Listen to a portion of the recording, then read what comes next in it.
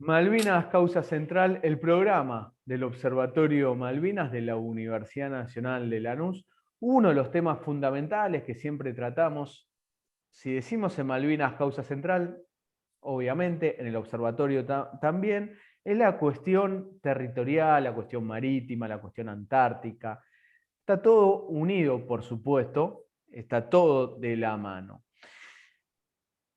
Y hoy tenemos el honor, el gusto, el placer de hablar con un compañero, uno de los grandes maestros, un referente para nosotros, Ernesto Dufour, geógrafo del Observatorio Malvinas, también del Centro Ugarte, que permanentemente, no solo como geógrafo, sino también como militante político que es, viene desmenuzando, viene trabajando, desarrollando estas cuestiones de lo que es justamente el territorio del Atlántico Sur. Y para eso lo estamos convocando. Ernesto, ¿cómo estás? Muy buenos días. Un lujo y un honor que estés con nosotros.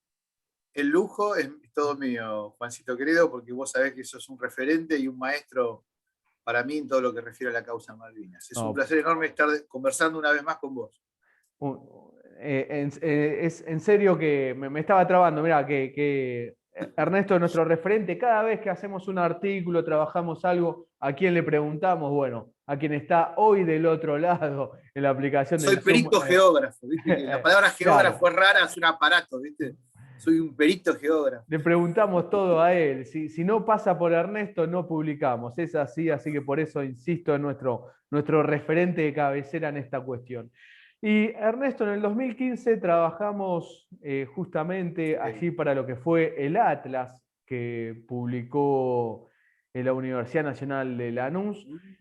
El capítulo que trabajamos en conjunto, porque Ernesto trabajó largo y tendido durante ese Atlas, lo que es Malvinas, ¿no? Y para eso lo hemos convocado a Ernesto. Pero antes, déjenme pasar el siguiente publicidad, promoción, chivo. Invito a todos y todas a Ah, leer mirá. La Argentina Marítima Atlántico Sur, Pesca Ilegal y Usurpación Británica. Sí, esto está en la revista del Centro Ugarte. Ernesto, hacenos una breve mención, pero muy breve, porque en realidad Sí, vamos a hablar del otro tema, sobre este dale. artículo que has publicado.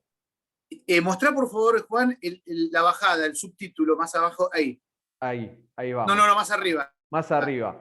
Ahí Todo lo está. sólido, eso, todo lo sólido se desvanece en las OROPS, Organizaciones Regionales de Ordenamiento Pesquero. Brevemente, el artículo que estás mostrando intenta desmenuzar el dispositivo de poder en torno a la pesca ilegal en el Atlántico Sur, eh, donde las islas bajo dominación británica juegan un rol central, en un intento de darle cobertura legal con base en la Convención de los Derechos del Mar, la CONVEMAR, pero recurriendo a la letra chica de esa convención para, sobre texto de cumplir con la convención, en realidad favorecer los intereses de las flotas de bandera, es decir, los estados cuyas flotas de mar usurpan la famosa milla 201, afectando las cadenas tróficas del mar argentino. Muchos de ellos, o buena parte de ellos, con licencias ilegales del gobierno de las islas. Es peligroso, hay que derogar la ley que en Argentina habilitaba la implantación de estas OROPS, organizaciones de pesca internacionales, que tienen el objetivo de establecer los umbrales de captura máxima. Es muy peligroso en términos de los derechos soberanos sobre las islas. ¿Por qué? Porque primero que esa organización la va a integrar el gobierno de facto de las islas, tendiendo a concretizar ese viejo anhelo imperial de considerar un estado irribereño a las islas. Y segundo, diluye las capacidades soberanas y jurisdiccionales otorgadas por el derecho internacional al Estado argentino a través de la CONVEMAR para establecer en pleno derecho los umbrales de captura máxima de las flotas, no solo dentro de las 200 millas, sino entre la milla 200 y la milla 350, que este es tema del artículo que vamos a tratar de compartir hoy, ¿no? Ahí el Estado argentino, en base a la CONVEMAR, tiene derechos jurisdiccionales para imponerles legalmente a las flotas internacionales el máximo a capturar. Y eso no está pasando, obviamente. Si se crea la OROPS, Argentina, el voto argentino es un voto más entre todos los países Claro. de banderas con flotas pescando ahí, incluido el gobierno ilegal de las islas. Que Es muy pasaría a ser grave. un estado ribereño y por eso se Exacto. tiene que derogar. Invitamos a todos y todas a entrar justamente a la web de Ayaité. ¿Pronuncié bien, Ernesto? Ahí hay té. Ahí Sí, sí, está está. bien. El nombre de la revista del Centro Ugarte, centro que hoy dirige, conduce la compañera Mara Espasande. Lo encuentran también en nuestras redes sociales, el Observatorio Malvinas, y de Malvinas Causa Central está publicado el artículo, lo recomiendo muchísimo, para que explica todo esto de las OROPS. Y también esto, en realidad, con Ernesto íbamos a conversar antes que él publique la nota, ya teníamos pactado hacer la entrevista, y nos da pie también a hacer mención de qué hablamos cuando hablamos del Atlántico Sur, ¿no? Porque de repente queda muy instalado que, bueno, Malvinas, si uno piensa rápidamente en las islas, ¿no? A mí, me dicen Malvinas y se me viene en la mente las islas, pero Malvinas es mucho más amplio. Y eso es lo que justamente hemos trabajado con Ernesto Dufour, geógrafo de la Universidad Nacional, geógrafo, recibido en la UBA, pero digo, es compañero de la Universidad Nacional de Lanús, integrante del Observatorio Malvinas. Hemos trabajado el siguiente artículo que voy a mostrar para quienes nos están escuchando en Malvinas Causa Central. Recuerdo que también subimos la entrevista al canal de YouTube del Observatorio Malvinas e invito a todos y todas a suscribirse. Esto fue publicado en el Atlas Histórico de América Latina y el Caribe, Atlas que trabajó la Universidad Nacional de Lanús, y aquí con Ernesto trabajamos Malvinas Causa Latinoamericana, ¿sí? Acá, Ernesto, antes de irnos a la causa latinoamericana, que es uno de los temas que se trata, pero justamente quiero que nos hable sobre qué hablamos cuando hablamos de Malvinas, porque algo que hacemos mención en el Atlas es justamente la cantidad del territorio que usurpan los británicos, que está, no sé cuál sería la palabra, ¿no? Pero bajo usurpación británica justamente, Dominio de facto. dominio de facto, ahí está, que nos están saqueando los recursos naturales. A ver, meternos un poco en tema de qué hablamos cuando hablamos de Malvinas. Ernesto. Bueno, mirá, es muy interesante. Fue muy fecundo y fructífero el trabajo que hicimos juntos en torno a este artículo para el Atlas. En realidad, yo creo que el artículo incluye un objetivo central. Primero, remover dos obstáculos que en la academia se dicen obstáculos epistémicos, es decir, dos obstáculos que impiden pensar la cuestión, el problema, en toda su riqueza y complejidad. Cuando hablamos de Malvinas, como bien dijiste, automáticamente se nos vienen dos cosas a la cabeza. El logo de las islas, de las dos islas principales, Soledad y Gran Malvinas, y las imágenes de la guerra. Por supuesto, es inevitable pensar en la guerra y empezar en las islas principales, obviamente. Pero ofician de obstáculo cuando la reflexión se detiene allí y nada más. Entonces, nos impide pensar la guerra con todos los horrores que toda guerra conlleva, por ejemplo, en que el conflicto se remonta hacia hace casi 200 años o más también, antes de la creación del propio Estado, por ejemplo, y eso en términos históricos. Y en términos geográficos también hay un obstáculo que nos impone pensar Malvinas solamente como un conflicto referido a 16.000 kilómetros cuadrados correspondientes a la superficie de los dos archipiélagos principales, más las Islas Sandwich y la Georgia, ¿no? La isla San Pedro.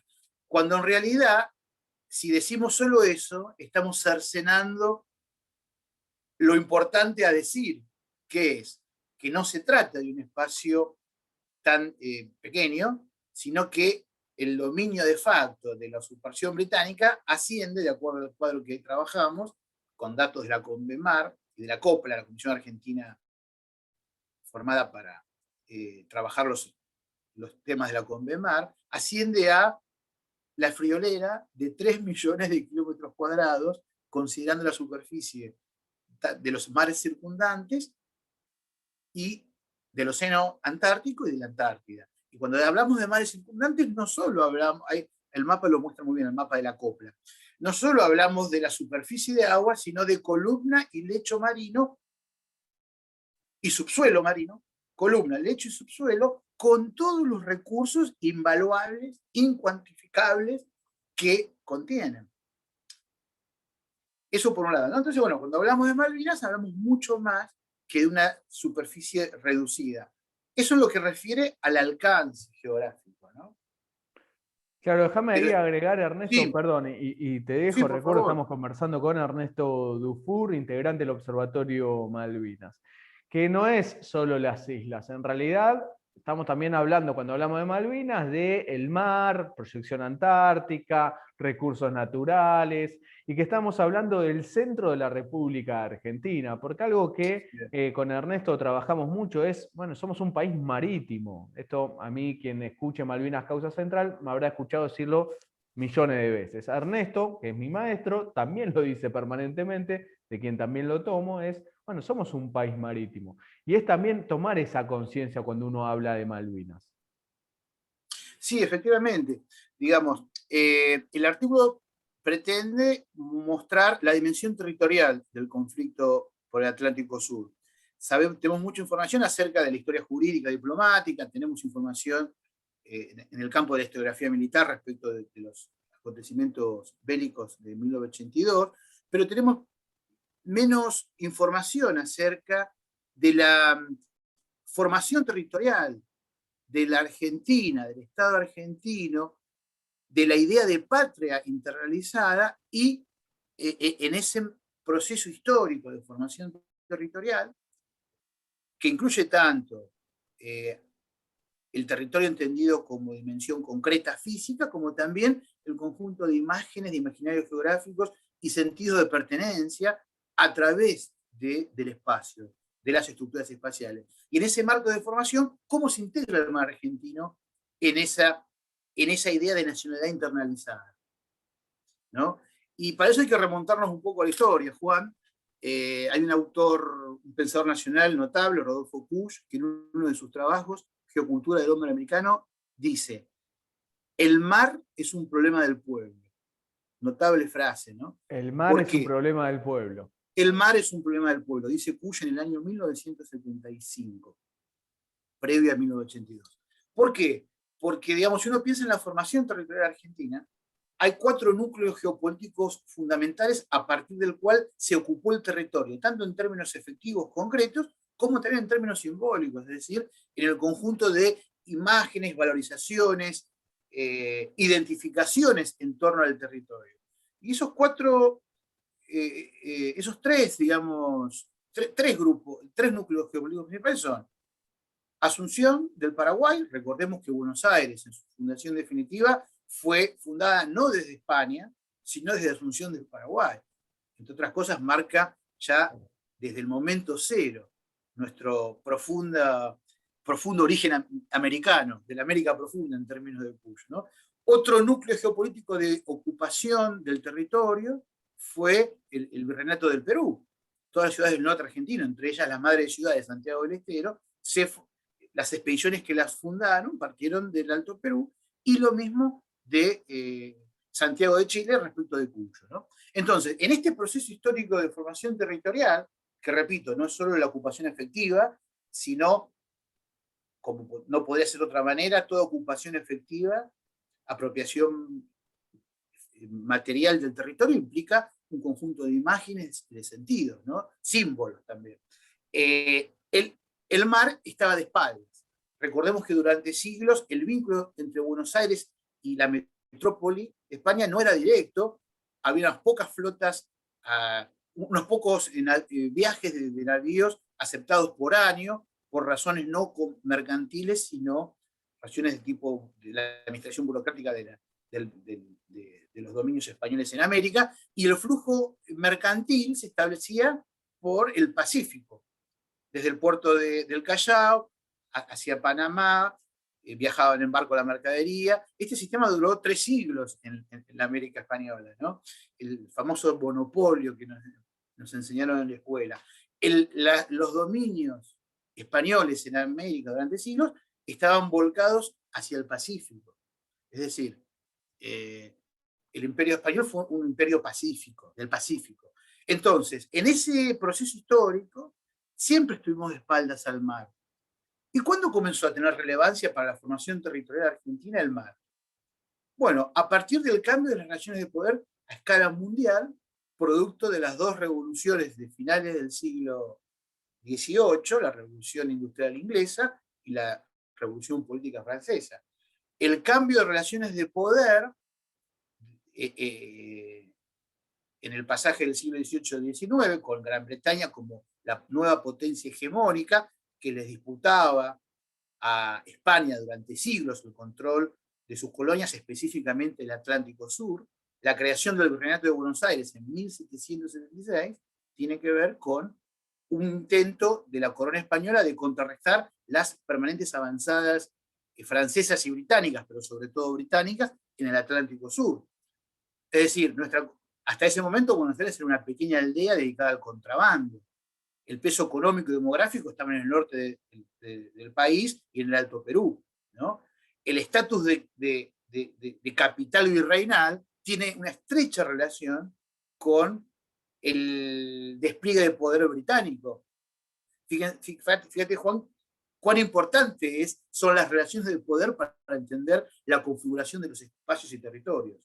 Por eso, cuando hablamos de espacio, de territorio, no solo tenemos que entenderlo como un mero recipiente o receptáculo donde apenas se montan procesos históricos, económicos o políticos definidos en otras esferas, sino que muy por el contrario, participa activamente esas estructuras espaciales, topológicas, físicas, participa activamente en las relaciones de poder que lo engendraron, digamos, ¿no? Claro. Entonces es otra concepción del espacio que es inescindible de la dimensión política. No hay espacialidad posible sin relaciones de poder. Esto es algo que es intrínseco a la condición geográfica, ¿no? Y que la geografía tradicional no lo percibe. Por eso, digamos, los desarrollos teóricos de la geografía contemporánea, sobre todo en su giro político y cultural, entiende los espacios, lugares y territorios como agencia política e identitaria en sí mismos. Y Malvinas es un ejemplo elocuente de eso. Vale decir, la defensa de los espacios no se corresponde únicamente a los delirios de nacionalistas trasnochados que toman el espacio como un mero fetiche. No haríamos honor a la verdad teórica e histórica si lo pensamos de esa manera, ¿no? Como el discurso desmalvinizador pretende instalar.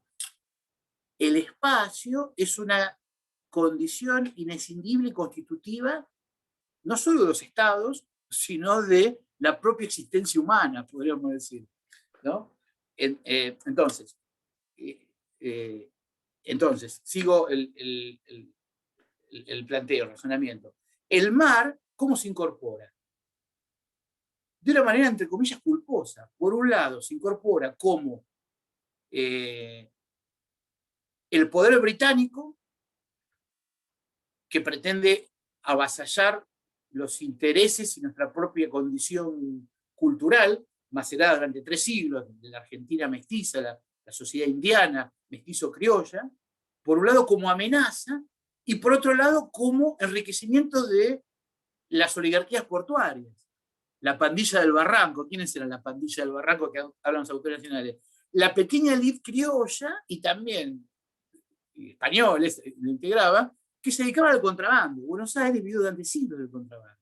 Entonces hay algo como culpógeno respecto de el vínculo atlántico. El Imperio Español, como dice un artículo de nuestro compañero Facundo de Vicenzo reciente, es un imperio, es una concepción telúrica de la formación territorial, cultural e identitaria, espiritual, podríamos decir. En cambio, los imperios occidentales, Inglaterra primero, Estados Unidos después, tienen una concepción talasocrática de la civilización. Son civilizaciones del mar. Talasocrático tiene que ver con el mar, ¿no? Entonces, nuestro vínculo con el mar fue a partir de este avance talasocrático sobre lo propio, que es telúrico, que emana de la tierra, la cultura del gaucho, la cultura de lo propio, está ligado a la Argentina, a la América profunda, no al mar. Por eso Kusch dice, el mar es un problema del pueblo. Y cuando el pueblo argentino metaboliza, lo incorpora como parte de su identidad, de su sentido de pertenencia al mar. Bueno, a partir de la usurpación de Malvinas en 1833, desde esa época, porque hubo una matriz resistente frente a esa ocupación, con hitos históricos en distintos momentos de nuestra historia, que tuvo su culminación en el acontecimiento de 1982. Digamos, las dos plazas del 2 de abril y del 10 de abril dan cuenta de que el pueblo argentino, en su forma de reinvestir y reapropiarse de Malvinas a partir de ese acontecimiento, ha metabolizado, internalizado, incorporado a Malvinas y por tanto al mar como parte de su identidad popular, ¿no? Entonces, bueno, lo que desde la base popular, desde el llano, la mayoría, se ve como parte de la propia identidad, es decir, la remalvinización que viene de abajo, las élites ilustradas, ligadas al sistema simbólico de prestigio, por el contrario, siguen todavía defendiendo la perspectiva talasocrática. ¿Cómo el mar? Una guerra por 2 islitas no son 2 islitas. Claro. Por todo lo que el espacio condensa en sí mismo, ¿no? ¿Qué nos importa? Frases típicas desmoralizadoras. ¿Qué nos importan las islas y la pesca? ¿Por qué no se ocupan de la pobreza en el norte argentino, ¿no? Como que la única entidad valorizada desde el punto de vista simbólico, identitario, y la única entidad plausible de ejercer la soberanía sea el espacio terrestre y no el espacio marítimo, ¿no? Pero bueno, esta es una concepción clásica del territorio, asociarlo solo a los espacios terrestres. En cambio, los espacios marítimos siempre se percibieron y se actuó en consecuencia desde la vieja doctrina romana del mare liberum. Los mares no como ámbitos propicios para el ejercicio de la soberanía. Los romanos sostenían esa doctrina. ¿Pero por qué? ¿Cómo? A ver, repetime el concepto, para que nos quede claro. Para la vieja concepción de la doctrina romana, llamada mare liberum en latín, indicaba que, y prescribía, que los mares no eran territorios de dominio político de ningún reino o poder. Mare liberum, mar libre. No son ámbitos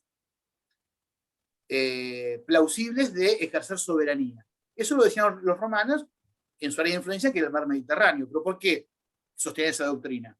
Porque los únicos que tenían el dominio efectivo del mar Mediterráneo en tiempo del Imperio Romano eran los romanos. Claro. O sea, no es que eso echa por la borda no es que esa doctrina implica que allí no aplica ningún poder. Es una doctrina supuestamente, digamos, con un cierto espíritu anarco, muy entre comillas, solo sostenida por relaciones de poder efectivo. Es decir, el Imperio Romano podía decir eso para que no se le meta a ningún otro imperio a molestar en sus dominios marítimos.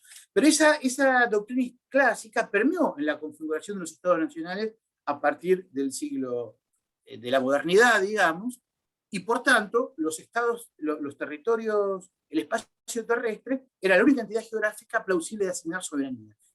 Y se consideró una pequeña franja de 3 millas náuticas, digamos, a tiro de cañón, como ámbito de defensa y seguridad de los estados en formación. Y el resto del mar, mare liberum. ¿Pero qué pasó? Vos lo sabés muy bien porque lo decís siempre en tu programa, en las entrevistas y demás. El imperio británico, en su despliegue de poder mundial desde el final del siglo XVIII, es un imperio talasocrático. Y después de la batalla de Gibraltar, en 1805, que pudo vencer finalmente, después de siglos, a la Armada Invencible Española, que garantizaba el comercio español con las Indias, con América, los mares del mundo estaban a libre disposición del poder británico. No por casualidad, en 1806, 1807, tenemos las invasiones inglesas en el Río de la Plata. Un año antes había sido también siguiendo la línea histórica que vos hacías mención, Ernesto, recuerdo, estamos conversando con Ernesto Dufour, geógrafo, integrante del Observatorio Malvinas de la Universidad Nacional de Lanús. siguiendo en la lógica, y ahí te dejo, pero es para agregar nada más muy breve, Ernesto, Sí, sí, por y favor. también darte un respiro. Hacías mención de que, bueno, justamente el Imperio Español, cuando veía el avance militar naval de Francia y del Reino Unido, dijeron, instalémonos en el Río de la Plata para frenar ese avance. Y a los pocos años se produce la invasión de 1806-1807. No es que pasaron 100 años y Yo fue, facto, claro, fue pues formaba inmediatamente. parte del despliegue de la estrategia del Claro. poder británico que estaba constantemente ligado a sus necesidades emanadas de la Revolución Industrial. Necesitaba para sobrevivir Inglaterra, no solo como potencia, sino como nación, colocar el excedente de sus fábricas, producto de la fenomenal productividad de la Revolución Industrial, en mercado, ya, una vez satisfecho el mercado pequeño de las islas, son islas muy chiquitas, las islas británicas, el mercado natural sería la Europa continental, bloqueada por Napoleón en aquel momento, necesitaba como una cuestión de supervivencia colocar su excedente de producción en los distintos mercados del mundo.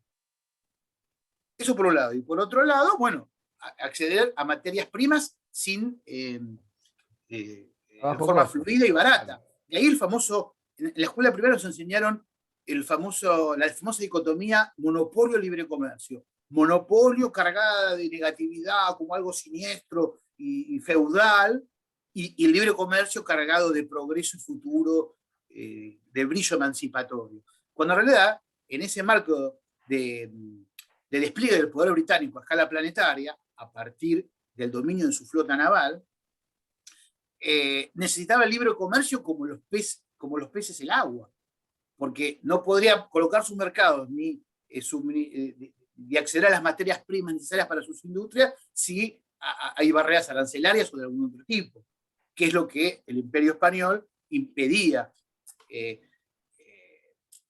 le impedía a los británicos durante siglos. La Revolución de Mayo, como dice Marcelo Bullo en uno de sus libros, el conflicto central fue el libre comercio. Los sectores de la pandilla del Barranco querían el libre comercio para enriquecerse y no les poco importaba el régimen de gobierno o quién gobernara, si un monarca o una república. Les importaba que les garanticen el libre comercio, ¿no? Mirá, Entonces, bueno, pero en ahí ese marco también, perdón, Ernesto, sí, me diste pie porque también en ese proceso había un tal Manuel Belgrano que ponía justamente la cuestión marítima como una cuestión central en lo que se venía, ¿no? Y también, digamos, desde ese momento, ahí Manuel Belgrano decía, bueno, el control del comercio exterior, de la marina, crea justamente una escuela la escuela naval. naval, empieza también a tener esa visión, por ejemplo, de este gran prócer, de esta problemática que continúa al día de hoy. Ahí te devuelvo la palabra, era también para agregar esto, ¿no? Porque también ahí Manuel Belgrano dice, bueno, ojo, el mar lo tenemos que ejercer soberanía, control, dominio, y estar, la permanencia, ¿no? Y siguiendo también esta línea histórica que venís planteando, Ernesto. Sí, tal cual, tal cual. No hay proyecto de nación posible y los patriotas independentistas lo veían muy claro sin el control y la apropiación de los mares en términos efectivos, tanto como simbólicos, es decir, como parte de la propia pertenencia identitaria, ¿no? O sea, no son espacios vacíos o espacios neutros o inocuos, ¿no? Pero bueno, hay toda una tradición geográfica, de imaginarios geográficos y sentido de pertenencia, ligada a lo terrestre. Pero eso no quiere decir que allí no pase nada en los espacios marítimos, tanto sea en la superficie como en la columna, lecho y subsuelo, ¿no? Y te digo más, volviendo al contexto actual, la actual reconfiguración o retransfiguración del orden mundial, con una conflictividad creciente y flagrante, ¿no? Por la emergencia del bloque de poder China-Rusia en su disputa por el comando del orden global al orden atlantista, Estados Unidos principalmente, y bueno, Gran Bretaña ahora que se fue de la Unión Europea, ¿no? En ese marco, donde la cuestión de los recursos vuelve a cobrar centralidad, los mares profundos, plataformas continentales, espacios antes que no se contemplaban porque no había necesidad de recurrir a ellos para su explotación económica de recursos, porque había otras fuentes muchos más económicas. Pero ¿qué pasa? En el actual contexto de conflicto de crecimiento de la productividad de los conglomerados industriales tecnológicos, sumado al aumento de la población y sobre todo el ingreso a patrones de consumo de capitalismo intensivo propios del mundo occidental por parte de millones y millones de ciudadanos asiáticos, sobre todo chinos, genera una presión extractiva sobre las reservas mundiales fenomenales. Entonces, aquellos espacios, mares profundos, aguas internacionales, plataformas submarinas, los hielos polares, empiezan a ser valorizados desde el punto de vista económico. Y hay tecnología que permite acceder, las plataformas offshore, por ejemplo, permiten acceder a los recursos antes no contemplados, porque no había necesidad, frente al agotamiento, por ejemplo, en el caso de la pesca, de los caladeros de la zona del hemisferio norte, más próximos a las costas de los mercados consumidores, que han hecho prácticas de sobrepesca y los han agotado. Entonces, las reservas estratégicas que antes, por dificultad práctica incluso, y económica, eran intocados, en la actualidad comienzan a ser valorizados económicamente y, por tanto, constituye un desafío para el derecho internacional de cómo asignar jurisdicción y soberanía sobre esos recursos. Porque la característica que tienen por sus condiciones físico-naturales intrínsecas son todos lugares de muy difícil asignación de soberanía, ¿no? A diferencia del espacio terrestre, que vos haces una parcela, haces el alambrado, claro, el famoso enclosure que hablaba Marx en su texto, y ya está, es fácil, esto es mío.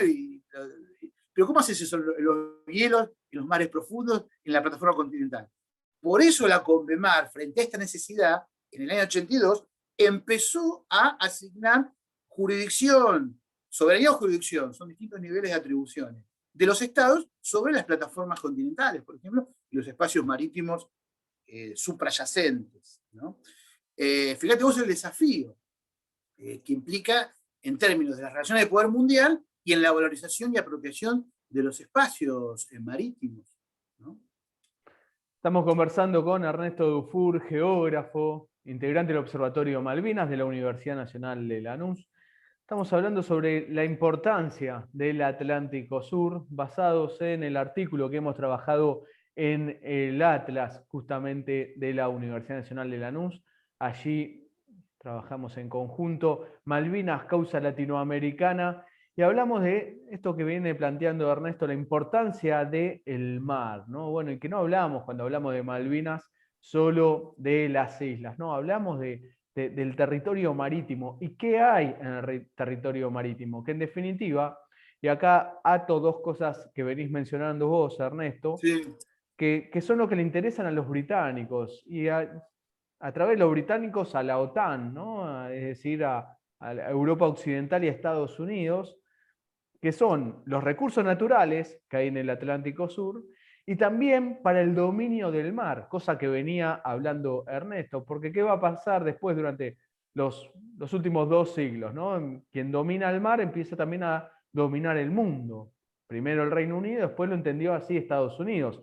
Fue política, sí, Ernesto, vos corregime en todo caso, sí, en el último siglo atrás de Estados Unidos, de bueno, para dominar tenemos que dominar, para ser un imperio tenemos que dominar el mar, y se lanzaron al control del mar. Y ahí Malvinas también tiene un lugar estratégico fundamental.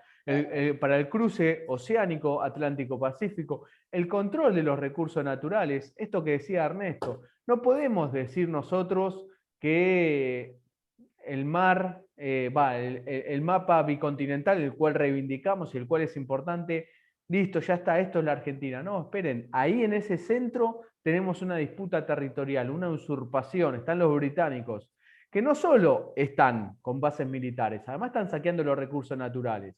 Están por eso. Bueno, ahí estarán los intereses económicos, pero después están los intereses militares. El control del mar. Malvinas es clave para eso.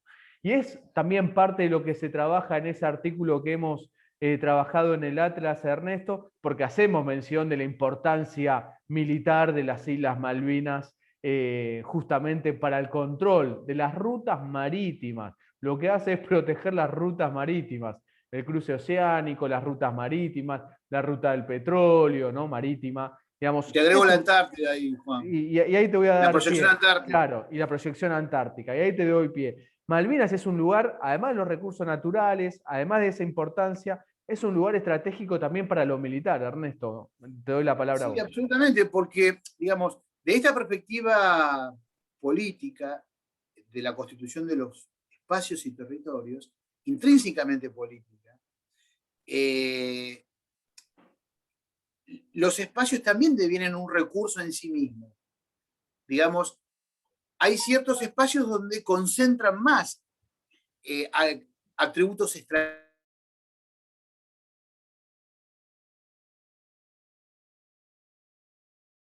que lo ponemos, no burdo, muy simple, que lo ponemos en el artículo. Por ejemplo, en tiempos Ernesto, se me está congelando, de la no sé. Europa...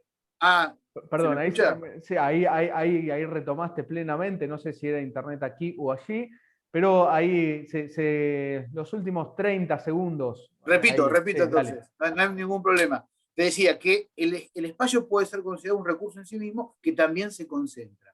Por ejemplo, hay lugares estratégicos, un ejemplo muy claro, en tiempos de la Europa feudal, los castillos no se construían en cualquier lugar, sino en lugares elevados, que les permitía mejorar sus condiciones defensivas ante un posible asedio y observar visualmente los sembradíos de los vasallos.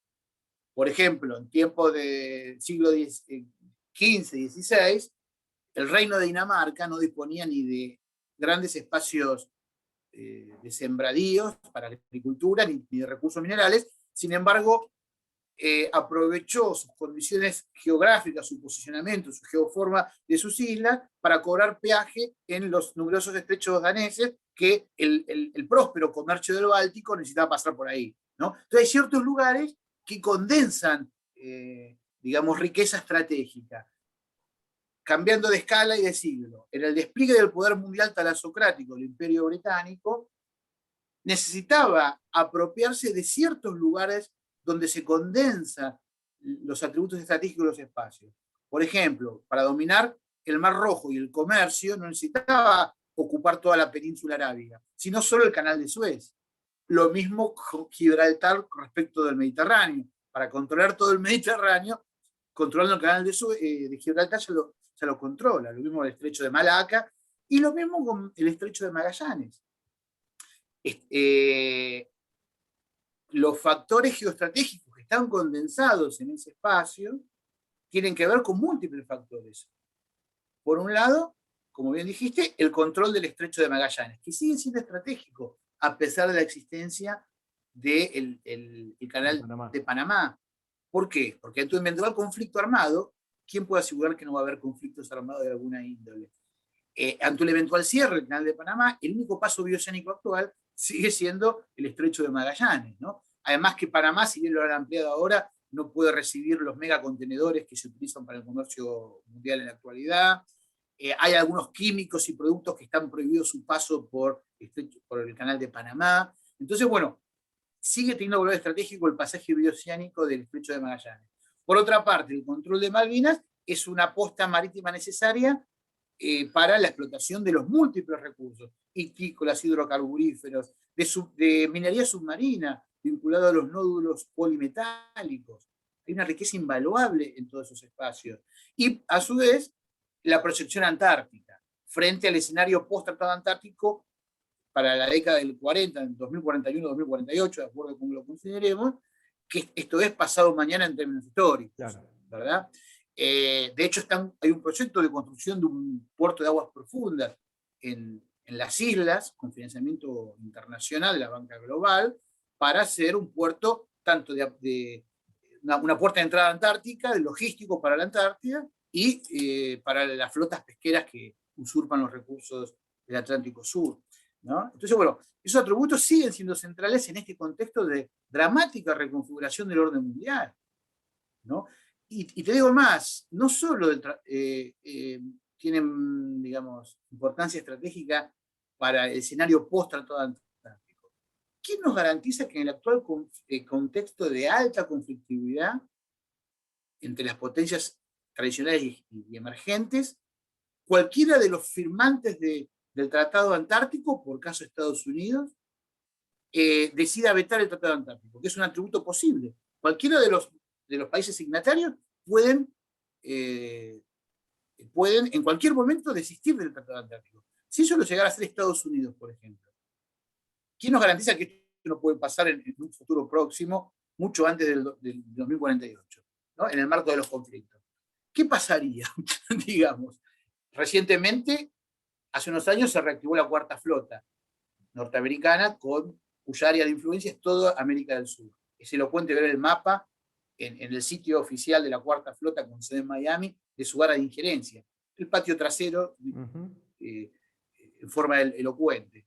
Recientemente, un submarino nuclear norteamericano se paseó por el Atlántico Sur, se enseñoreó por el Atlántico Sur, en aguas argentinas, sobre pretexto del control de la pesca ilegal de China, de las pesqueros chinos, por ejemplo, ¿no? La gente lo mismo con la Antártida. Y te agrego ahí dos datos. Sí. Un mes antes, un buque costero justamente de Estados Unidos también navegó aquí con la excusa de la pesca ilegal de China, ¿sí? Claro. Y meses antes, para entender la importancia también del estrecho, justamente para el cruce Atlántico-Pacífico, un buque muy grande, no era un portaaviones, pero era un portahelicópteros, que no pasa por el canal de Panamá, vino a cruzar por aquí. Digamos. Esa es también Claro. la importancia. Entonces tenemos esto que dice Ernesto, la Cuarta Flota, que dice que tiene que proteger para ellos el patio trasero, Malvinas, un lugar completamente estratégico como base de la OTAN, Estados Unidos tomando cada vez más interés, preocupación por lo que pasa en el Atlántico Sur, y nunca podemos descartar, como decía Ernesto, el cruce Pacífico-Atlántico y la proyección antártica. Quería también agregar, porque no es casualidad, como decía Ernesto, bueno, vino el submarino y así. No, es una seguidilla de actos de Estados Unidos. Digamos, se explican solo dentro del entramado de relaciones de poder e intereses geoestratégicos que atraviesan, que operan por detrás y a través de los espacios, tanto marítimos como terrestres, ¿no? Digamos, las relaciones de poder, las relaciones de fuerza son intrínsecas a la constitución del real geográfico, es decir, de la ontología territorial, ¿no? Entonces, claro, en este entramado de relaciones de fuerza, de intereses de poder, se explica la presencia no de una base militar de la OTAN, sino de un complejo de bases militares de monte agradable, base marítima, misilística, de comunicaciones, aérea.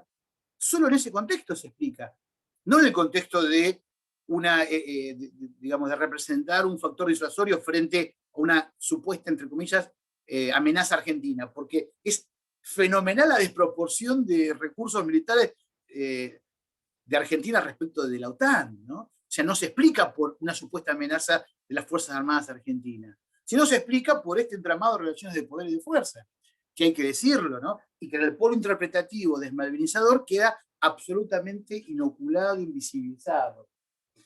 Entonces, claro, la importancia de la revalorización geopolítica, geoestratégica, desde el discurso desmalvinizador, por razones de prejuicio ideológico incluso, como no hay afinidad ideológica con esta perspectiva, solamente asociada al nazismo, asociada al fascismo, etc. Fíjate vos qué obstáculo epistémico para comprender lo que realmente está pasando hoy día, ¿no?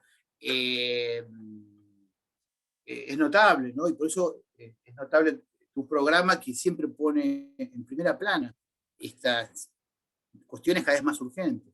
Ernesto, algo que se me pasó hacer mención y quiero vamos a volver con algo histórico, porque es importante también para entender el presente, porque nada es casualidad. Vos me habías hecho mención previo a empezar a grabar justamente, que era muy importante, y a mí se me estaba pasando el tema en particular, es la Carta Patente 1908. ¿Sí? Notable, notable. Recuerdo que estamos conversando con Ernesto Dufour, integrante del Observatorio Malvinas de la Universidad Nacional de Lanús.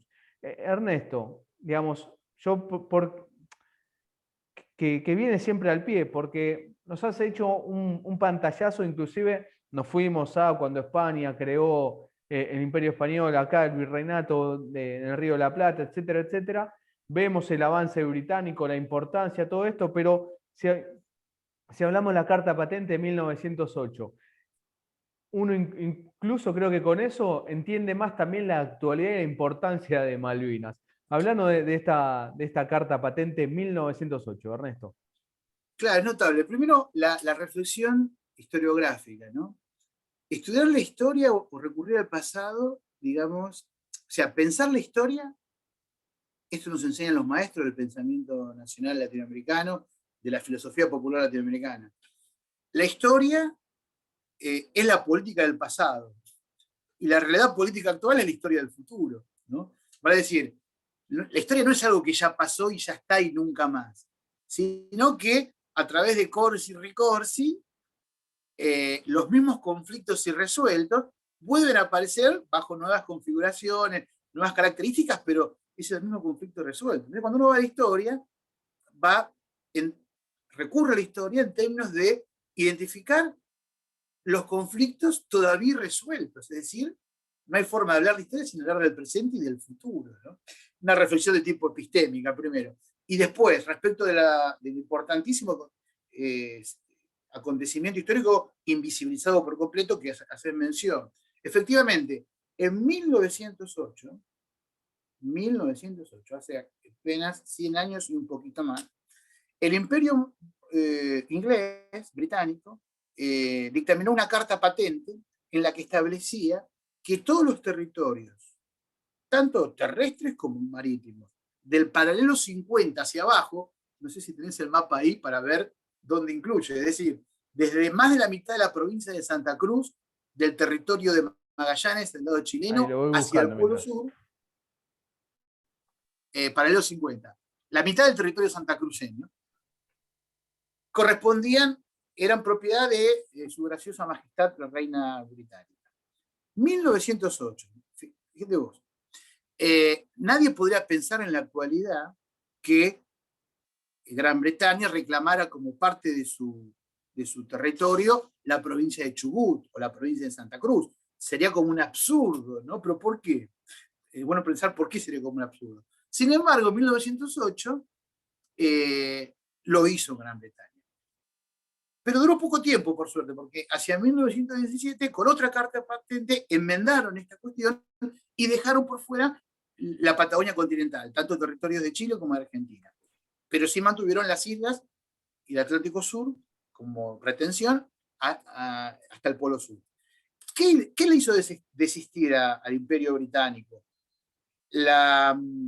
Digamos, el carácter alocado de esa pretensión desde el punto de vista del derecho internacional, de ninguna manera. Lo que hizo desistir de esa pretensión fue ¿qué cosa? Lo que podríamos denominar la densidad territorial realmente existente en la Patagonia argentina y chilena. El peso específico propio de la apropiación territorial, tanto efectiva como simbólica e identitaria. Ya por aquellos años ya existía localidades, actividades económicas, estancias. Punta Arenas era un centro económico muy dinámico, una economía muy diversificada. Existían bases militares, comandancias militares en Ushuaia, Río Gallegos, etc. Ese peso específico de densidad territorial hizo desistir y hacer parecer un delirio esa pretensión. Esa enseñanza histórica aplica perfectamente en la actualidad con el Atlántico Sur y con la Antártida. Digamos, por eso la importancia y la revalorización de la defensa soberana, no solo en términos retóricos, sino también efectivos, es decir, con políticas territoriales, acciones concretas de presencia territorial. Y toda presencia territorial va acompañada de argumentaciones, sentidos, ideas, símbolos en torno a la legitimidad de esa presencia y a la postre en términos de pertenencia territorial. Es decir, cuando uno piensa en Atlántico Sur y en Malvinas y en la Antártida, es tan argentina como pensar en Tucumán o Jujuy, ¿no? Claro. Estaba justamente Entonces, buscando, perdón, Ernesto, que te interrumpa, sí, ahí te devuelvo la palabra. Estaba buscando justamente el mapa donde se ve, porque esto es, en 1908 los ingleses dijeron que la Patagonia, tanto argentina, chilena, le pertenecía a ellos. Que en realidad también era una reivindicación de ellos, una pretensión, no una reivindicación, perdón, una pretensión que venía de un siglo atrás también, ¿no? Ocupar la Patagonia, justamente todo este territorio, como hicieron Sí, con la Malvinas. disputa por el Atlántico Sur lleva 3 siglos. Claro, Es una disputa interimperial, primero Holanda, Portugal contra España, después Francia, Inglaterra, después Inglaterra. Y en el contexto independentista encontró las condiciones, y luego de Trafalgar, encontró las condiciones materiales que posibilitaron su despliegue a escala planetaria. Recordemos la ocupación de Malvinas en 1833, la guerra del Paraná en 1845, la guerra del opio en China en 1842. ¿Me entendés? Entonces, claro, todo el tiempo trata de generar las condiciones para el despliegue de su poder. Y actualmente, Inglaterra, ¿cuál es su plan estratégico? Por un lado, salió de la Unión Europea y lleva adelante el plan de Britain Global. Es decir, un plan, un proyecto de inserción en el nuevo orden global, casi como un nexo en términos económicos entre la economía asiática, China, emergente, y Estados Unidos, en términos económicos y financieros. Tiene un excelente vínculo con China, por ejemplo, la City londinense, por ejemplo. Y en términos estratégicos, el proyecto de la OTAN, político estratégico, ¿no? Global Britain se llama, pueden googlearlo. Y bueno, en ese marco, bueno, necesita el control del pasaje bioceánico, de los recursos del Atlántico Sur y la proyección estratégica y el recurso militar eventual, porque es una base con un poder, es la base militar más grande de toda América Latina, el complejo de base de Monte Agradable. No es un destacamento con soldados. Es una base militar con capacidades no solo defensivas, sino ofensivas. Pueden llegar a cualquier punto de América del Sur, puede llegar al Océano Índico, conforma el collar de perlas de las islas de Ascensión, Santa Elena, el famoso collar de perlas, el claro. dispositivo de seguridad global, ¿no? Y la proyección antártica. Y bueno, ahí justamente la proyección antártica, para ir finalizando lo Sí, último, quiero mostrarte una imagen justamente que nos... Miren, paradójicamente, ahí no sé si estás viendo el mapa, ¿no? Donde estaría, le contamos para quien nos esté escuchando en el programa de radio, Malvinas Causa Central, donde se ve justamente todo el continente americano, se ve todo el continente africano, se ve Europa, y se ve cómo desde justamente el Reino Unido hacia Malvinas va toda una bandera inglesa, ¿no? ¿Y por qué pongo esto? Porque esto nos lo republicó, como canchereándonos, un inglés ahí en Twitter. Pero ¿para qué nos sirve ver esto? Para tomar conciencia de lo que pretenden los británicos y tomar conciencia también que esto no es una disputa de Argentina, sino es una disputa regional, y ahí justamente con esto quiero finalizar, Ernesto, y ahí te voy a dar pie, que nos hable justamente de, bueno, cuando estamos hablando del Atlántico Sur, estamos hablando de los recursos naturales, como nos venís contando, y todo esto ya nos ha dado mucho pie sobre el tema. Estamos hablando justamente de una cuestión regional, no solo inclusive de América Latina, sino también del continente africano, porque acá tenemos a un invasor, que es el Reino Unido, que es Estados Unidos, en este caso el Reino Unido a través de Malvinas ejerciendo. Pero lo dicen claramente, ¿eh? Nosotros vamos por esto. Entonces, habías planteado un tema importante que está también en el artículo del Atlas de la integración regional, inclusive el título es Malvinas causa de Latinoamérica. La importancia de este tema en la integración regional, Ernesto. absoluta, absoluta.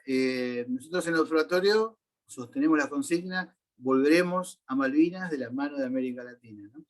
Primero una reflexión respecto del mapita que te mandó el tuitero. Es notable, ¿no? Porque efectivamente no hay proyecto de poder sin proyecto territorial y viceversa, ¿no? El mapa da cuenta de el proyecto de la Global Britain en pleno curso tiene que ver con un despliegue territorial. No hay proyecto de poder sin proyecto territorial y no hay proyecto territorial sin proyecto de poder. Esto para dar cuenta de que la lucha por la soberanía territorial no es un mero delirio de, como dijimos, nacionalistas trasnochados, chauvinistas o el territorio considerado como un mero fetiche. Acumulo territorio como acumulo mercaderías y consumo. No tiene nada que ver con eso, es absurdo pensarlo así. Y los británicos y los sistemas de poder mundial lo saben muy bien eso, ¿no? Eso por un lado. Y entonces, por otro, mirá qué interesante eso que está mostrando. Por También lo otro, mandó él mismo. Le cuento, es para el mismo agregarlo muchacho. también, porque da pie a lo que estaba diciendo Ernesto, ¿sí? La Antártida Argentina. Argentina, el país con mayor presencia en la Antártida. Ahí lo marcan ellos, ¿no? British Antarctic dice, es lo del correo, una postal, ¿sí? Y el nombre de la reina Elizabeth, dice, ¿no? En territorio, como para Elizabeth, agregar. Ahí, Elizabeth Queen. ahí. Exactamente. La, la necesidad por parte de las potencias mundiales de acceder a los recursos que ya no serían solo recursos naturales, sino que de este marco de sentido que venimos desarrollando son recursos estratégicos. ¿Por qué? Porque son piezas claves para la reproducción de ese dispositivo sistema de poder en el mundo de la globalización o de la desglobalización, depende cómo lo miremos, ¿no? En ese sentido, la apropiación de recursos no es algo de la historia que ya pasó, que lo estudiamos en los libros del siglo XVIII en África, XIX. No, es algo que sigue vivito y coleando de plena actualidad. En el actual conflicto por el comando del orden globalizado, desglobalizado, entre China y Rusia por un lado y el bloque atlantista, Estados Unidos y Gran Bretaña por otro, la apropiación, el acceso a los recursos es una pieza fundamental en esa disputa. Por eso el barco norteamericano y la presencia de naves norteamericanas, submarinas, etcétera, estaban en el Atlántico Sur. Porque quieren interferir la cadena de suministros de China. China, para poder seguir creciendo, necesita alimentar a 1.500 millones de chinos. Necesita aspiradores de recursos a nivel mundial. Entonces, si Estados Unidos le corta ese flujo de recursos vitales para el proyecto de despliegue de poder chino, está interfiriendo en esa disputa, ¿no? Entonces, y esto es válido no solo para el Atlántico Sur, sino para América Latina como un todo. A pesar de siglos de expoliación, la disponibilidad de reservas de recursos estratégicos en América Latina en relación al consumo per cápita es fenomenal a nuestro favor respecto de ese mismo indicador, es decir, cantidad de recursos disponibles y población, respecto de Europa, Estados Unidos y China ahora. Es fenomenal la disponibilidad de recursos alimenticios, de minerales raros, de litio, de biodiversidad, de un largo, etcétera, etcétera, etcétera. Entonces, en este contexto actual, corremos el riesgo, una vez más, como en distintos momentos de 4 siglos de historia, volver a ser un nuevo Potosí. Es decir, la expoliación por parte de las grandes potencias en disputa de nuestros recursos. En ese sentido, los recursos del Atlántico Sur, de la Antártida, el riesgo que corren es el mismo riesgo que corre la Amazonia, por ejemplo, la Puna, toda la cordillera de los Andes, donde hay corporaciones absolutamente insertas en el sistema de distribución y comercialización global, y ahora con el ingreso de China, que reproduce ese sistema y esa lógica, ¿no? Entonces, bueno, por ese motivo decimos que Malvinas volveremos a Malvinas de la mano de América Latina. En la medida que América Latina se vuelve a constituir como un bloque de poder con capacidad de generar márgenes de autonomía, no va a haber ninguna posibilidad de resolver los problemas que nos atraviesan y nos laceran en términos de pobreza, de hambre, de trabajo, etc., de educación, de salud, por ejemplo. Incluso Brasil, con todo lo grande que es débil frente a los verdaderos poderosos de la Tierra.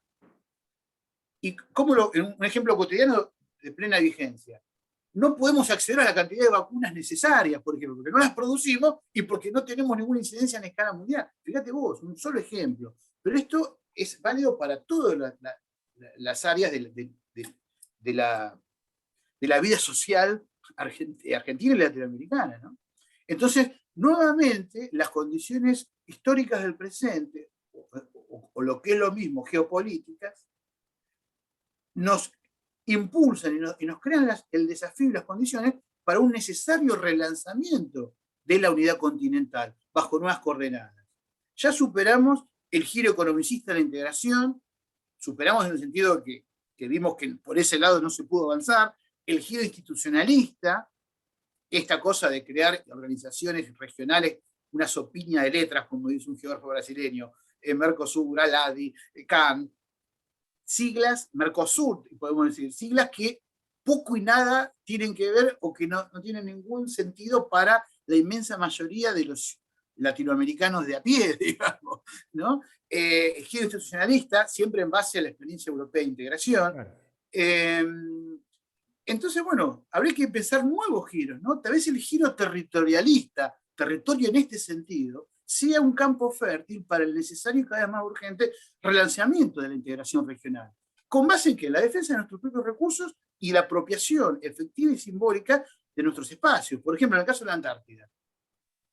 ¿Por qué no recuperamos a nivel de políticas concretas, efectivas en territorio, el proyecto del general Leal o el general Pujato, de crear pueblos antárticos, de Antártida Sudamericana? Recordemos el acuerdo de Antártida Sudamericana firmado en 1948 entre Argentina y Chile, que una vez que el Tratado Antártico deje de tener vigencia, vuelve a tener vigencia, porque no fue derogado ese acuerdo, ni por Chile ni por Argentina. ¿Qué establecía? Esto es fundamental. No puede ser que no se conozca este dato. En 1948, previo a la firma del Tratado Antártico, Argentina y Chile se reconocieron derechos mutuos de soberanía en el continente antártico, dejando para futuro la delimitación de la frontera entre ambos territorios. Esto es tremendamente importante porque el resto de los países que reclaman soberanía, son 7 en total, no lo han hecho entre sí, ni siquiera los países del Commonwealth, Australia y Gran Bretaña. Esto es un hecho significativo. ¿Por qué no podemos relanzar nuestra integración regional? Primero, desactivando la pica histórica que solo ha funcionado en los intereses británicos entre Argentina y Chile, a ambos lados de la frontera. ¿Por qué no hacemos de manera conjunta un polo logístico Punta Arenas, un puente Punta Arenas-Ushuaia para el abastecimiento de las bases científicas, la actividad turística en la Antártida? ¿Por qué no elevamos de categoría iniciativas ya existentes, como la PANAC, Patrulla Antártica, entre la Armada chilena y la Armada argentina?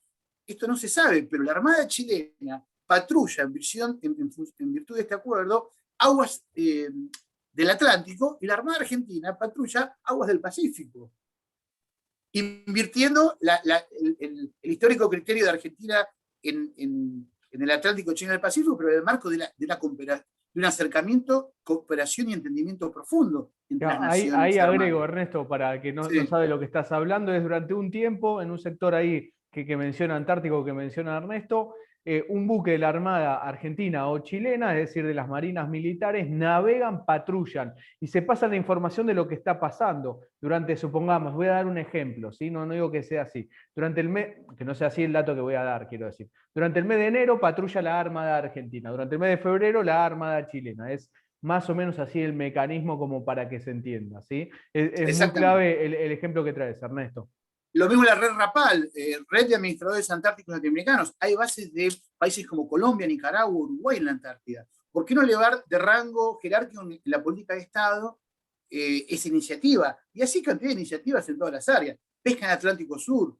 ¿Por qué no hacemos cláusulas, como dice César Augusto Lerena, dentro de los acuerdos de Mercosur para la actividad hictícola con Uruguay y con Brasil, que tienen también intereses en el Atlántico Sur, de manera mancomunada? Yo creo que en el campo de la apropiación territorial, en el sentido que le acabamos de dar, no como un mero recipiente del territorio, ¿no? Sino en este sentido político, cultural, identitario, hasta ontológico, te diría. No hay vida sin espacio, no hay vida nacional sin espacio, vida personal, etc. Es un campo fértil para el relanzamiento de la integración, ¿no? Es muy importante lo que nos está contando, nos ha contado Ernesto Dufour. Ernesto, para mí un placer escucharte. No sé, la verdad que me perdí de tiempo, cuánto vamos. Sí, perdón, me fui de más, porque me apasiona a mí me encanta escuchar, y creo que también para los que escuchan Malvinas Causa Central son temas que uno tiene que escuchar con profundidad siempre. No puede ser muy breve en estas cuestiones porque son claves. Y la verdad Es que hay que, que explicar claro, para ir al hueso del asunto, ¿no? Hay que explicar, hay que recurrir a cuestiones históricas, teóricas y totalmente. epistemológicas para dar sentido al problema actual vigente y lacerante. Problema no del conocimiento únicamente, el problema real que nos atraviesa. ¿O acaso pensamos que podemos resolver la pobreza, el trabajo, la educación y la salud de nuestro pueblo, de nuestros pueblos, sin considerar estos problemas lacerantes, siendo ingenuos o cínicos respecto de la realidad política mundial actual? ¿No? Es imposible. Entonces, bueno, hay que abordarlo. O decir que el La mapa, universidad, el Estado y cada una de las organizaciones libres del pueblo, como un tema de agenda número uno. o mostrar el mapa bicontinental, decir que eso es territorio argentino, lo es, pero al mismo tiempo tenemos que señalar, profundizar que ahí está usurpando el Reino Unido, Gran Bretaña, Irlanda del Norte, nos está robando los recursos naturales. Si no tomamos conciencia de eso, si no lo visibilizamos, si no lo hablamos, no lo enfrentamos. Y enfrentarlo no es ir a una guerra, enfrentarlo es tomar medidas diplomáticas, políticas, económicas para avanzar. Y también esas medidas que uno avanza son trabajo para el pueblo argentino. También con esas medidas es comida para el pueblo argentino. Esto, Ernesto, algo que Lerena cuenta, y el año pasado cuando lo entrevistamos en una de las tantas conversaciones que tenemos, es uno de nuestros referentes, él decía que con lo que se tira en el mar, con lo que se tira en el que nos roban a nosotros, no es que lo tire, con lo que está en la pesca ilegal en Atlántico Sur, y además se tira, comerían 3 millones de argentinos y argentinas de las mejores proteínas del mundo. Con lo que se tira, entonces hay que tomar conciencia de esto para después sí exigirle a la política que cambie esto. Una Ernesto, última reflexión, si sí, te parece, muy breve sí, sobre el no, que mapa te iba a decir bicontinental. eso. Ah, Justamente te iba a decir que para cerrar lo que te parezca, lo que haya quedado afuera, Ernesto Dufour, geógrafo integrante del Observatorio Malvinas de la Universidad Nacional de Lanús, encuentran sus artículos tanto en la revista del Centro Ugarte, como también ingresando al Observatorio Malvinas, a la página de Facebook, al Twitter. Allí están publicados distintos artículos que ha trabajado Ernesto Dufour. El año pasado, con Ernesto hablamos justamente sobre la disputa que hay o la bronca que se dijo en algún momento que había de parte de Chile con el nuevo mapa bicontinental de la yo lo llamo Argentina, la pica histórica, la pica porque no histórica. llega a la categoría de conflicto como lo quieren sesgadamente, intencionadamente instalar. Conflicto. Es una pica histórica, sí, obviamente, pero que no llega a una rivalidad jovesiana o que no debiera llegar. Por eso es nuestra responsabilidad hacer que no llegue al estatus de conflicto. Y ese justamente era el video más visto hasta que vino lo de la entrevista de Horacio Tetamanti, pero Me podríamos, mató ahí. ahí Horacio Billetera instaló el tema, Matagalán. Horacio instaló el tema de lo que pasa en el Pero río vos fijate, Paraná, Juan, pero bueno, sí, esa entrevista era lo que más había visto el año pasado en Malvinas, causa central justamente. Y Ernesto, con esto ya te doy todo el pie a vos para que cierres esto, como a vos te parezca. fabuloso. Fíjate qué interesante lo que haces mención.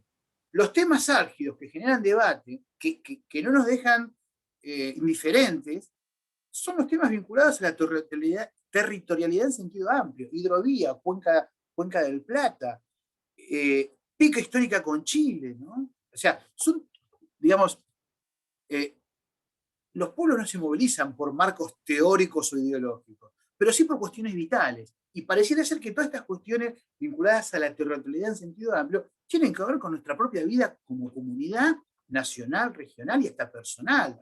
Nos mueve las capas tectónicas de nuestros pueblos íntimos. Siempre Malvinas, ejemplo elocuente. Solo nombrar Malvinas o ver la ciudad de las islas, algo nos pasa adentro. Es decir, está en juego nuestra sobrevivencia como comunidad y como región, ¿no? Eso como una reflexión ético-política amplia. Y después, respecto del mapa bicontinental, qué interesante, es muy importante el mapa bicontinental, es muy importante. ¿Por qué? Porque visibiliza, pone en primer plano el conflicto central que estructura no solo la formación del Atlántico, la formación territorial del Atlántico Sur, sino el conflicto central que atraviesa la Argentina y la región. Ahí está, perfecto. ¿No? Pero ¿qué pasa?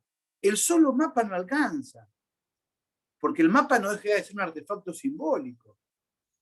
Si el mapa, este artefacto simbólico, no está acompañado por acciones de apropiación, reapropiación, uso y reinvestimiento en la vida cotidiana, en lo concreto, sería un dibujito más. Vale decir, si el mapa no es incorporado en todas las currículas del sistema educativo argentino, en todas las reparticiones del Estado, como lo prevé la ley de cartas, eso no ha sucedido. Y no se trabaja en profundidad en los distintos, sobre todo en el ámbito de la educación, de la cultura, y si por otra parte, en todas las áreas del Estado, no hay acciones consecuentes que ese artefacto simbólico llamado mapa bicontinental habilita y legitima presencia efectiva del Atlántico Sur, mancomunidad con Chile en torno al polo logístico de la Antártida, por citar ejemplos, presencia de flotas pesqueras, como dice César Augusto Lenena, más allá de la milla 200, flotas pesqueras argentinas, ¿no? Y un largo etcétera, etcétera, etcétera. La hidrovía es otro caso. La negociación de los acuerdos con las corporaciones mineras en toda la cordillera, como recientemente Arcía Argumedo, quien nos dejara en los últimos días, hacía mención y denunciaba, ¿no? Todo lo que se llaman las mineras en la cordillera. Y en cada área del Estado, en cada área de la vida económica, política y social, están los intereses de las corporaciones apropiándose bajo su lógica de reproducción del dispositivo de poder global, no en la lógica de resolución de los problemas de nuestra comunidad. ¿Entendés? Fíjate vos la importancia, cómo el espacio empieza a cobrar sentido. No es un mero fetiche, no es un mero recipiente, no es carasa fisicidad, se nos va la vida en la apropiación soberana de los espacios y todo lo que incluye adentro, hasta nuestra propia vida. Pues no podemos pensar la propia vida sin espacialidad, ¿no? Entonces, bueno, hay mucho para hacer, Juan. Y ahí lo estamos trabajando, desarrollando. Esto es hacer, ¿no? Hay que tomar conciencia. La clase magistral que nos ha dado hoy Ernesto Dufour sobre la importancia del Atlántico Sur y las cuestiones a desarrollar y a trabajar. Malvinas es el Atlántico Sur. Argentina es un territorio marítimo, antártico, y hay que tomar conciencia, porque mientras no tomamos conciencia, que un sector grande del pueblo la tiene, pero le falta más a la dirigencia política, los británicos están saqueando el Atlántico Sur, usurpando allí. ¿Querés decir algo? Y te voy a dejar, pero 30 segundos, Ernesto. 30 segundos. Claro, que tome conciencia de la dirigencia política que el pueblo va a acompañar y que se plasme en políticas concretas, es decir, en territorio que el pueblo va a acompañar, porque son todas políticas que tocan fibras y tocan las llagas del poder, pero que no está solo el gobierno, sea esta gestión o la que venga. El pueblo va a acompañar, como siempre acompañó en las causas nacionales. La historia nos lo enseña. Gracias, Juancito, querido. Ernesto Dufour, geógrafo, integrante del Observatorio Malvinas del Centro Ugarte de la Universidad Nacional de Lanús, uno de nuestros referentes. Habrán entendido por qué nuestro referente hoy. Hemos tenido el lujo de escucharlo, aprender nuevamente como hacemos siempre. Ernesto, muchísimas gracias. Abrazo grande para vos y tu audiencia. Malvinas, causa central, combatiendo la desmalvinización, defendiendo la soberanía, el programa del Observatorio Malvinas de la Universidad Nacional de Lanús.